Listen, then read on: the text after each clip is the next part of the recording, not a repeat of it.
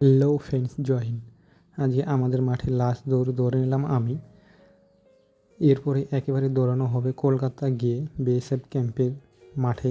দেখা হচ্ছে তোমাদের, ওই ক্যাম্পেই দৌড়াবো আমি, একদম ওখানেই দৌড়াবো। আর বলতে বলতেই চলে আসলাম আমি হেমতাবাদ। এটা হচ্ছে বাস স্ট্যান্ড, আমাদের এখান থেকেই বাস পাওয়া যায়। আর চলো যাওয়া যায়। আরেকটা কথা তোমাদের, আমার দুটো বন্ধু নতুন আসছে, ওদেরও পড়ছে 2 তারিখে।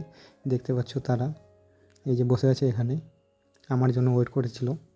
আমার একটু আসতে লেট হয়ে গেছে, তাই এরা ওয়েট করছে আমার জন্য, ফোনের পর ফোন করছে আমাকে। তো ফাইনালি এখন দৌড়ানোর জন্য রেডি হয়ে গেলাম আমি। দেখতেই পাচ্ছ এরাও রেডি হয়ে গেছে।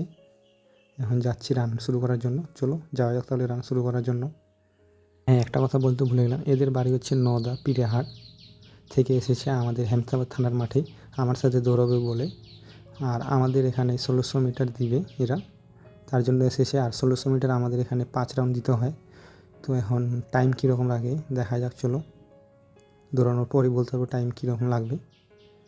তো এরা মানে এখন প্রিপারেশন নিচ্ছে দৌড়ানোর জন্য, আমি প্রিপারেশন ফুল রেডি। দেখতে পাচ্ছি এখন আমরা রান স্টার্ট করবো এখনই, এই যে শুরু করে দিলাম। চলো যাওয়া যাক তাহলে। আমাদের 1600 মিটার কতক্ষণ লাগে দেখো সম্পূর্ণ ভিডিওটা তাহলে।